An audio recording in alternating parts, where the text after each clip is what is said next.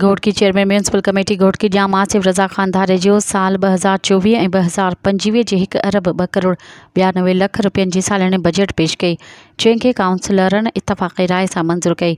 Chairman municipal committee Ghotki Jam Asif Raza Khan धारे जो जी सदारत हेठि म्यूनसिपल ऑफिस घोटकी में इजलास थियो, जंहिंमें चीफ म्यूनसिपल ऑफिसर कमर ज़मा इंटर काउंसलर सिकंदर अली लाखो, सैयद माजिद अली शाह, सैयद रिजवान, नादिर शाह जिलानी, राणा अदनान राजपूत, चौधरी मीशाम आरई, राव नदीम, सैफुल्ला चाचड़, आगा अजहर पठान, असदुल्ला लाखो, रहीम बख्श मीरानी, कन्या लाल, लेला सोलंगी, समीना पठान ऐं ॿियनि शिरकत कई।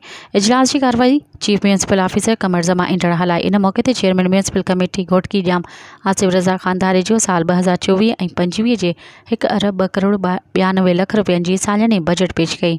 चेयरमैन म्यूनसिपल कमेटी जाम आसिफ रज़ा ख़ान धारे जो बजट पेश कंदे चयो त बजट में म्यूनसिपल कमेटी घोटकी जी कुल आमदनी 1 अरब 2 करोड़ 92 लख रुपया रखी वई आहे, जंहिं मूजिबि OTZ शेयर जी मद में 58 करोड़ 15 लख 85,795 रुपया रखिया विया आहिनि।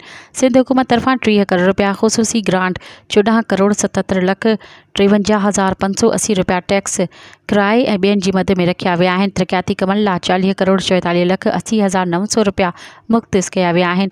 समाजी भलाई जे कमनि लाइ 1 करोड़ रुपया रखिया विया आहिनि। पघार लाइ 42 करोड़ 23 लख 22,424 रुपया मुख़्तस कया विया आहिनि। उनखां अलावा रिटायर्ड मुलाज़िमनि जी पेंशन लाइ 5 करोड़ 15 लख रुपया रखिया विया आहिनि। बजट इजलास में समूरनि मेंबरनि म्यूनसिपल कमेटी जी साल 2024 ऐं 2025 जी बजट जी इतफ़ाक़ी राय सां मंज़ूरी ॾिनी। इन मौके ते chairman municipal committee Ghotki Jam Asif Raza Khan धारे जो बजट तक़रीर कंदे चयो त असां सुठी ऐं शानदार बजट पेश कई आहे।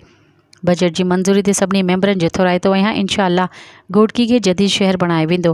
हुन चयो त घोटकी शहर मां ॾूहनि जे ख़ात्मे लाइ सेफ सिटी मंसूबे ते कमु जारी आहे, जंहिं लाइ 5 करोड़ रुपयनि जी लागत सां CCTV कैमराऊं लॻाई वेंदियूं, जंहिंजो ख़र्च काउंसिल पंहिंजी आमदनी मां करे रही आहे। हुन चयो त सोलर एनर्जी मंसूबे तहत शहर में 150 नयूं स्ट्रीट लाइटूं लॻाई वेंदियूं, जंहिं सां शहर जा रोड रस्ता रोशन थींदा।